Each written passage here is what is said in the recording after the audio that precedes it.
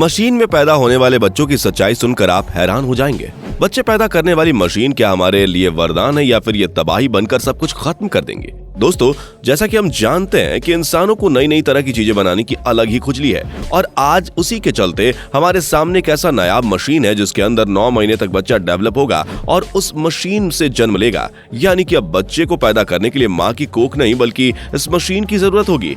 अब ये सब कुछ कैसे होगा, चलिए जानते हैं। दोस्तों, मशीन के अंदर बच्चे को पैदा करना उतना ही अजीब है जितना पैसों का पेड़ उगना। लेकिन जब से साइंस कम्युनिकेटर हिस्लिम अल घाइली ने अपने YouTube चैनल पर इलेक्ट्रो लाइफ के कॉन्सेप्ट पर अपनी एक वीडियो पब्लिश करी है, जिससे देखने के बाद चारों तरफ एक हाहाकार मच गया है। ऐसा क्या था इनकी वीडियो में जिसने पूरी दुनिया को हिलाकर रख दिया है? वीडियो में दिखाया गया था कि कैसे पूरी रिन्यूएबल एनर्जी सोर्स का इस्तेमाल करके बच्चों को आर्टिफिशियली बॉम्ब में पैदा किया जा सकता है। जिस किसी भी महिला का कैंसर या किसी और वजह से यूट्रस रिमूव किया गया है, वो भी अब मां बन सकती है। ये टेक्नोलॉजी उन देशों के लिए भी वरदान साबित होगी जहां की जनसंख्या लगातार गिरती जा रही है। लोगों का बच्चों को पैदा करने में इंटरेस्ट खत्म होता जा रहा है या फिर वहां के लोगों की फर्टिलिटी रेट कम होती जा रही है। इतना ही नहीं, हर साल 3 लाख के करीब महिलाएं सिर्फ और सिर्फ बच्चे को जन्म देते ही मर जाती हैं, क्योंकि इनकी प्रेगनेंसी में काफी ज्यादा कॉम्प्लिकेशन होती है, लेकिन फिर भी बच्चों को पैदा करने का निर्णय लेती हैं। ऐसे में अगर आर्टिफिशियल वॉम्ब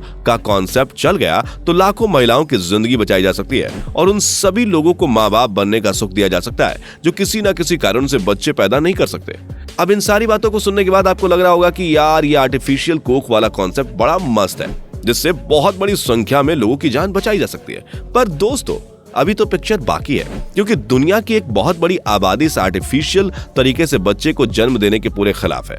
लोग कह रहे हैं कि इस तरह की चीजें करना प्रकृति के साथ खिलवाड़ करने जैसा है, जिसका बहुत बुरा परिणाम देखने को मिलेगा। नॉर्मल कंडीशन में जहां महिला और पुरुष आपस में संबंध बनाते हैं और उनके संबंध के दौरान पुरुष का स्पर्म महिला के शरीर में मौजूद अंडे के साथ जाकर फर्टिलाइज करता है और फिर उसी फर्टिलाइजेशन के प्रोसेस से एक भ्रूण बनता है जो माँ की कोख में धीरे धीरे 9 महीने तक एक इंसानी बच्चे का रूप लेता है। और ये पूरा प्रोसेस प्रकृति द्वारा महिलाओं की बॉडी में सेट किया गया है, लेकिन वैज्ञानिक इसे एक अलग ही स्तर पर ले जाने की सोच रहे हैं। तभी तो उन्होंने ऐसी आर्टिफिशियल कोख का निर्माण किया है जिसमें बच्चे को बिल्कुल माँ की कोख जैसा ही माहौल मिलेगा। इलेक्ट्रो लाइफ के पास 75 लैब होंगे जिसमें 400 आर्टिफिशियल बॉम्ब होंगे जिनके अंदर बच्चा माँ के गर्भ की तरह ही विकसित हो पाएगा। ये पॉड्स ऐसे मटेरियल से बनकर तैयार होंगे जिनके अंदर जर्म्स चिपक नहीं सकते। हर एक पॉड्स में ग्रोथ सेंसर लगाए गए हैं जिससे बच्चे की ग्रोथ का पता चलता रहेगा।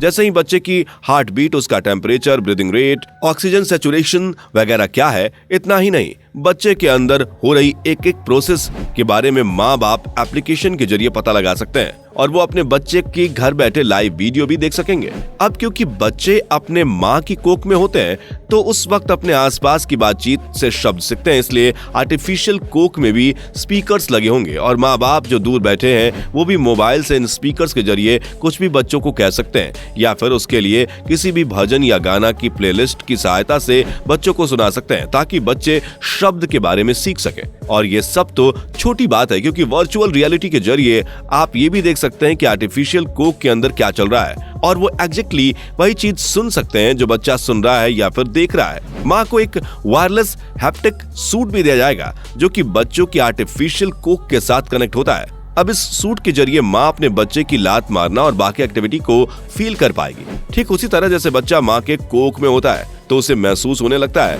कि बच्चा मूवमेंट कर रहा है। माँ की कोख के अंदर बच्चे को जैसा माहौल मिलता है उसके लिए इन बड़े बड़े लैब के अंदर 2 बड़े बड़े बायोरिएक्टर्स होंगे। पहले बायोरिएक्टर में न्यूट्रिएंट्स और ऑक्सीजन होगा जो कि बच्चों को आर्टिफिशियली एम्बिलिकल कॉर्ड के जरिए दिए जाएंगे ताकि बच्चे की अच्छे से ग्रोथ हो सके, और दूसरा बायोरिएक्टर होगा वो पॉड के अंदर की सफाई करता रहेगा।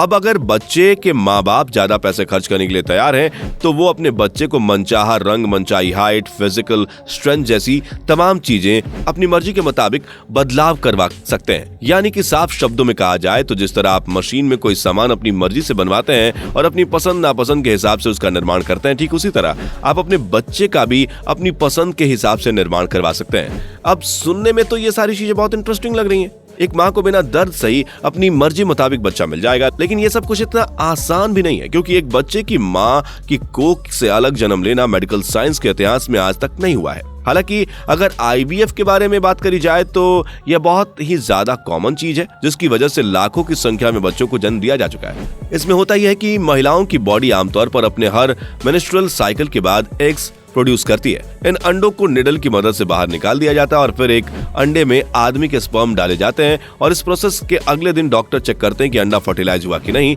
यानी कि स्पर्म और अंडे के मिलने के बाद जो बच्चा बनने का प्रोसेस होता है वो हुआ या नहीं।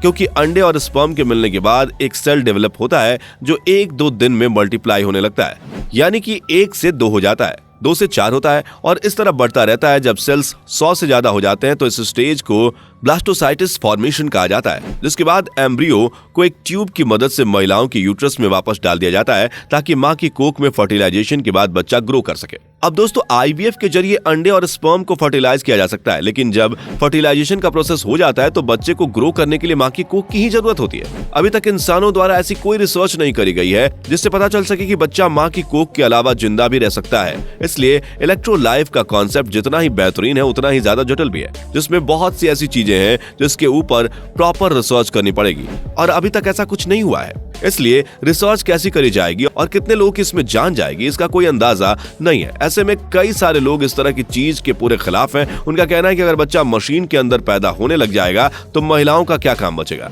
तो कुछ ये कहते हैं कि ये टेक्नोलॉजी आने वाले समय में क्रांति की तरह काम करेगी और कई सारे लोगों को माँ बाप बनने का सुख देगी। बाकी दोस्तों, आपका इस आर्टिफिशियल कोख के बारे में क्या ख्याल है? ऐसा होना सही है या फिर आप भी इसे गलत मानते हैं? आप अपना जवाब हमें कमेंट में बताना बिल्कुल भी ना भूलें और इस तरह की वीडियोस को लगातार देखते रहने के लिए चैनल को लाइक, शेयर और सब्सक्राइब जरूर करें। धन्यवाद।